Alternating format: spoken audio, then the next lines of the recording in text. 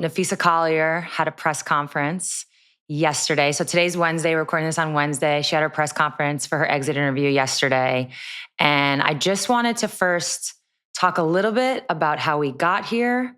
I would say in large part due to Minnesota's Game 3 against Phoenix, the foul at the end, which caused an injury, Cheryl's reaction. But of course, Napheesa talks like broadly. She talks more about other issues. From your vantage point, you were literally courtside for basically everything. Like, how did we get to this point? Yeah, I think that we've been building to this point for a while now, and by the way, Napheesa had a press conference. I totally missed that. I'm sorry. You've been busy? What have you been doing? No, I mean, I think that what we saw is kind of, there's been tension building, as you know, like all season. And I think it goes beyond that, but certainly all season. And I think the frustrations got to the boiling point. And, I think if just what happened at the end of Game 3 happened in a vacuum, I don't think that would necessarily cause the reaction that you're seeing in the aftermath of this. I don't think Napheesa Collier's comments are a direct reaction to, what happened at the end of Game 3, a non-call on the foul, which, may or may not have been the right call technically by how the rules are currently stated, right? But I think it's just at this point, you've reached a boiling point for so many of the players in this league feeling a couple of things. I think one is that the way the game is currently, adjudicated on the floor is not representative is not the best way to highlight the skill and the talent of these players. And then I think they feel like those concerns have kind of been dismissed, and we haven't had, or they haven't had their concerns really, I think, taken as seriously as they want to. And so I think it's hit this boiling point, and that's just kind of dealing with the officiating part of it, and how we've gotten here, and the physicality on the floor and the lack of freedom of movement. That's not dealing with, everything else that Napheesa brought to the table as well. And I kind of think a couple things, right? Like, one is when someone like Napheesa Collier, who is, I think, a really intelligent, thoughtful leader, has thoughts like this, I think it's important to listen to them and to understand that there are definitely reasons she's coming to the microphone saying these things, and it's important to evaluate why.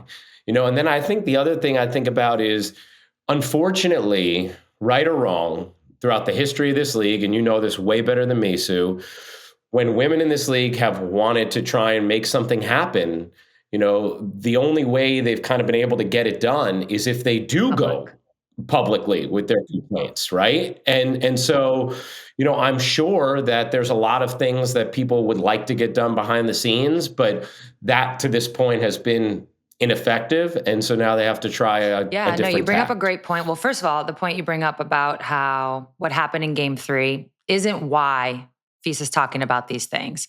Is it maybe like a tiny catalyst? Right. Yes, it kind of like brings it to the surface. But no, so much has been happening in our league over the last year, over the course of its history, to have a moment like that. It wasn't just because of what happened in Game 3. And the second point you bring up, which is absolutely true, and I'll start by saying, because I'm in the ownership, everybody who listens to this already knows this story. Because I'm in ownership, I'm obviously in a little bit of a unique spot, and that I can't comment too much. But what I can talk about is history. And history has shown that when players use their voice, change happens. And it's sad to me that it still has to be that order of events. But it also just kind of gives everybody an idea. I think for me in my walk of life, what's always so interesting, and I'm curious if this happens to you, just how much the public gets it wrong from time to time. They just really don't know how our league works. I think for a long time, they just mapped on what they knew about men's sports, or specifically the NBA, and just assumed it was the same for us. So, at times players have had to use their voice to really inform, really educate the public. Is that something that you come across? Yeah, I think it's definitely unique to the WNBA compared to other sports, and I don't know. There's probably multiple reasons for that, but But I definitely do think it's unique. And that's why, I look, social media definitely makes it easy for people to, immediately fire off complaints or issues they have, right? And that's not unique to the WNBA. We've seen that from players in every sport. When they have Mhm. an issue with something going on at the league level, they will, voice their frustrations, via social media, right? Mhm. But when it's something like a prepared statement or more organized thought, or I do think that feels a little bit more unique to the W. And I think that is because there's a history of like, hey, we've tried to tell you things, you're not doing anything about it, now I have to go this route in order for it to kind of become a big enough deal that you feel like it does have to be dealt with, Mhm. and just like to kind of pin back to the officiating thing. I thought, for me, the most crystallizing thing I experienced this season when it comes to the way the game is officiated, um, came from Paige Beckers. And she said to us before a game in Indiana, she said, I've had to learn how to defend while fouling Yeah. again. And she said, because in college, there was such a focus for me to defend while not fouling. And here I've realized, oh, like, no, I have to learn how to like, what I can get away with this, how to Mhm. defend while fouling. And my thing is, if someone like, Paige Beckers doesn't have an agenda when she sits down and tells us that, she's genuinely reacting to the way the game is called. You famously used the line, Sue, that I played in the 90s NBA, Yeah. right? Like talking about the physicality that you've dealt with in the league. So, like, I'm not even blaming the officials on the floor, who I think, we all could stand to show a little more empathy for. Like, the job they have is really hard. They're Mhm. under an enormous amount of scrutiny now. Kind of feels like all the attention and the negativity has cascaded down on them. I'm more kind of focused on, like, we have coaches from almost every organization now.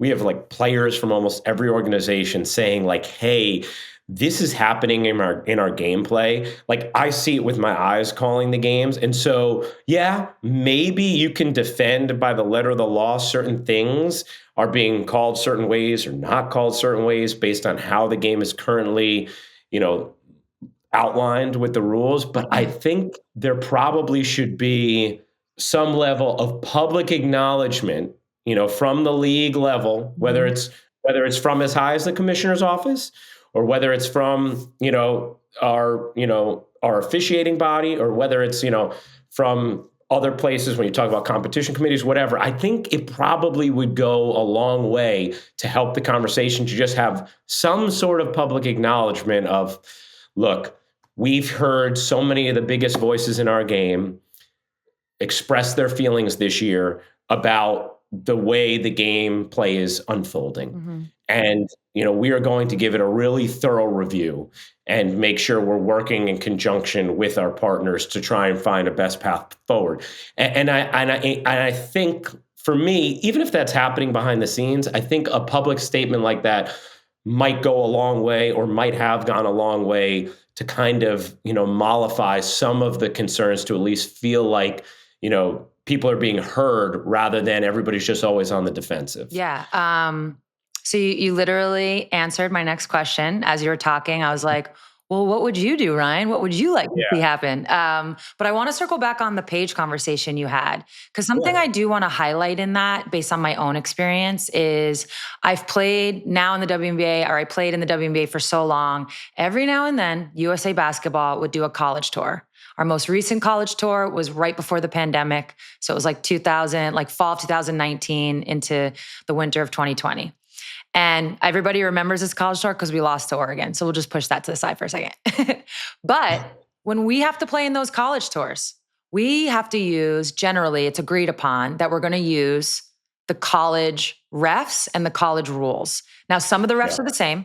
So some of them are, we could name the names, right? Like some of the refs in the WNBA are the same in college, vice versa. But learning how to play with the college rules is very difficult, because now we're being told we have to have less contact. We can't Yeah. hand check. So it really is. I just want to emphasize again, like, I agree with you also on the refs and having empathy and understanding. Like, I don't think it's easy. I really do see that as well. But I believe that players, we are going to play in a way, in whichever way the refs allow. And I think my Yeah. experience from playing WNBA and USA basketball and then going to playing college rules after not being in college for 100 years, that just shows you that referees do have impact because they clearly call it in college in a different way. And that's their mandate. And they get that mandate, from the powers that be.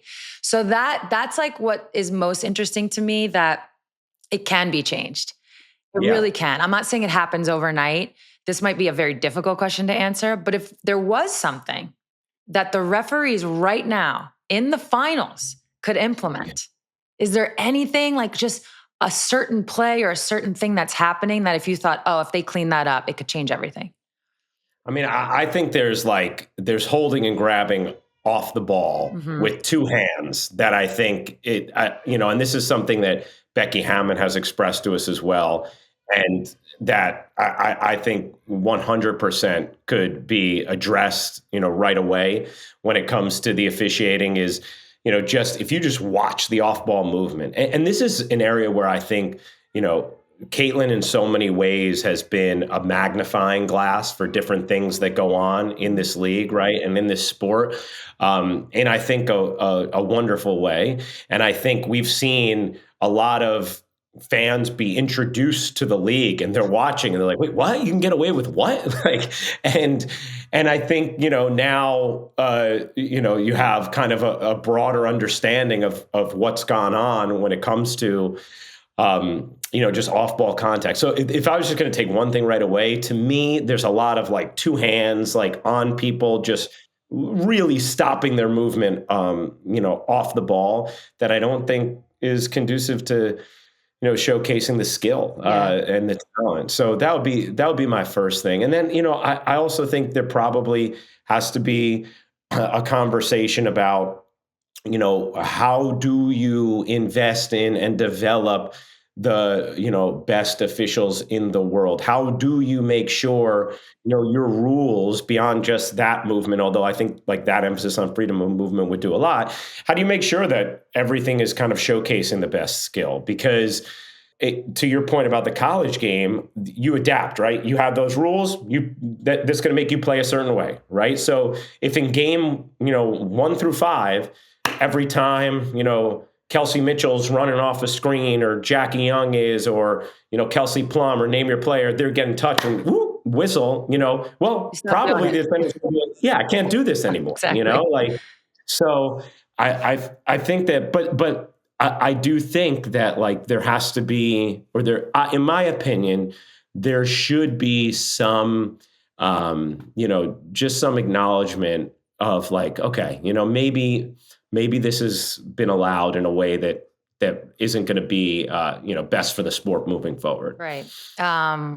Yeah. I mean, so that's kind of where I get caught up, not confused, but just like caught up a little bit, because I just mentioned some of the refs from college, which if we're using Yeah. that as maybe a less physical, better called game, some of the refs are the same. So that to me speaks to like the mandates, the rules, Yeah. what's Yeah. allowed. So the talent level of the ref to me is there. They can ref two Yeah. different ways. But I also do agree with you that the pipeline of refs, listen, as a WNBA player, I can tell you the only thing we're ever not told like explicitly, but the things we see with our own eyes is we'll have some WNBA refs for a couple years, and all of a sudden we see them in the NBA. And we're like, oh, that's interesting. The best Yeah. ones in our league usually get plucked. So, Yeah. it's navigating that in terms of the talent pool as well. Which is a real thing, Yeah. right? And that's a women's sports thing across the board, Oh, right? name We it. we talk about Trainers, that. PR Yeah, people, right. marketing, name it. Right. Name it. We talk about all the time. Mhm. See it in broadcasting, Yeah, right? Like absolutely. where it's like, oh, this person's been great in this space, whatever. Like, oh, they're on to the men. Why? Well, they're going to make more money, and so I do think that's a real thing for that has to be considered as well. Like, what's the ways to continue to incentivize the best to be developed for this level and to be kept Mhm. at this level, and that doesn't mean there are easy solutions to all this. And I also want to acknowledge it's like way easier to bring up problems than it is solutions when it comes to any of this stuff. Yeah. Like, and so I totally get that, but I do think that's another part of what has to be considered. Like what can be done to continue to invest in the best talent possible to have on the floor, and then giving them the tools to implement maybe a style that's going to be more conducive to, a little bit more movement, a little bit more freedom.